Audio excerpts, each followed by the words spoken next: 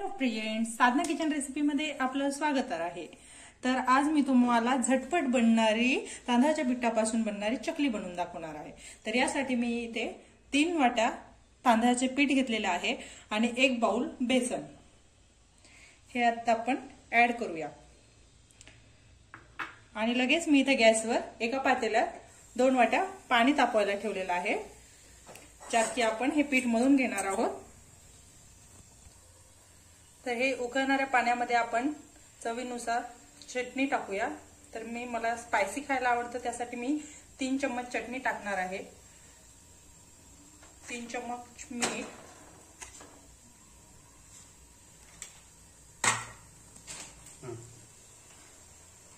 ते पाणी उकळत आहे आपलं। तर यात आपण तांदळाचं पीठ घेतलेलं आहे, त्यात मी इथे भरपूर सारा ओवा टाकणार आहे।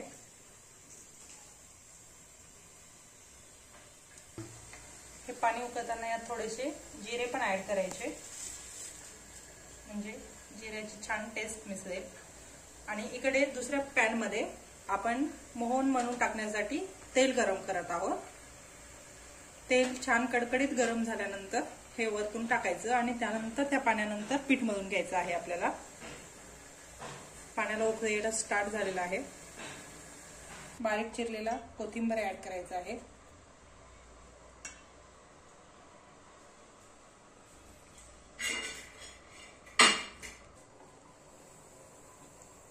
तर आपलं हे तेल छान गरम झालेलं आहे, यात आपण हे तेल टाकून घेऊया।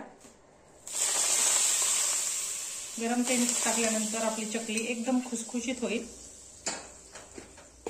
हे सगळं मिक्स करून घ्यायचं।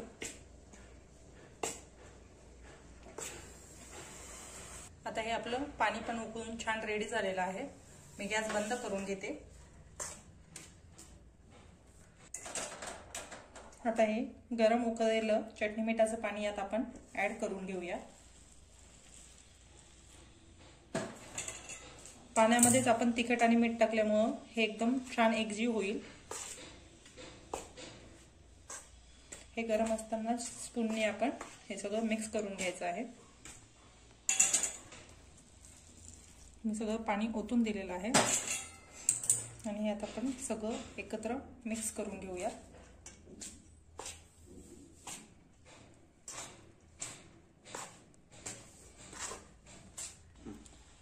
आता पूर्ण पाणी टाकलेलं आहे, त्याचा आपण छान असा गोळा बनवून घेऊया। पीठ हाताला भाजते, थोड्या वेळानंतर गोळा बनवला तरी चालेल। तर आपला हा सगळा एकत्र मिक्स करून पिठाचा गोळा रेडी झालेला आहे। एकदम असा सॉफ्ट गोळा रेडी होईल। आता चकली तळण्यासाठी इथं तेल गरम करण्यासाठी ठेवायचं। इकडे येऊ का? तर इथे चकलीचं पात्र घेऊन आपण हा थोडा पिठाचा गोळा यात टाकून चकली करायला घेऊया। एकदम काटेदार अशी मस्त चकली होत आहे। झटपट 5 मिनिटात तोंडाला पाणी सुटेल अशी। मग अशा 4 ते 5 चकल्या आपण एकच टाइम मध्ये करून घेऊया आणि त्यानंतर एकत्र आपण तेलामध्ये तळूया यात। तर आपण इथं आपलं तेल गरम झाले का हे अगोदर चेक करून घेऊया। तेल आपलं गरम झालेलं आहे, आता आपण हे बनवलेल्या चकल्या सोडूया। एका टाइमला कढईमध्ये 4 चकल्या आरामशीर बसतात।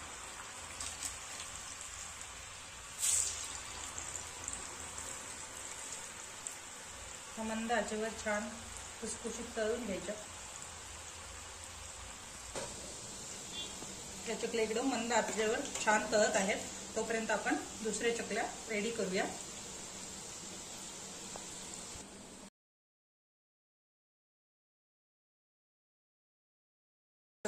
आपली चकली छान क्रिस्पी अशी तळून रेडी झालेली आहे।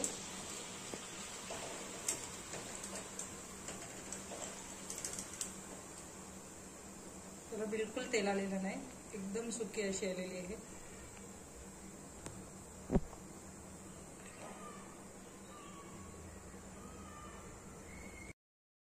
प्रकारे आपण सगळ्या चकल्या छान अशा तळून घेऊया। इकडे पाहू शकता माझ्या चकल्या अशा एकदम लाल कुरकुरीत अशा एकदम क्रिस्पी झालेल्या आहेत। हे बघा।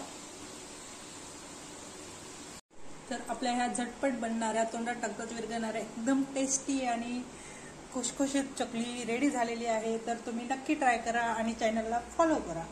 Thank you for watching.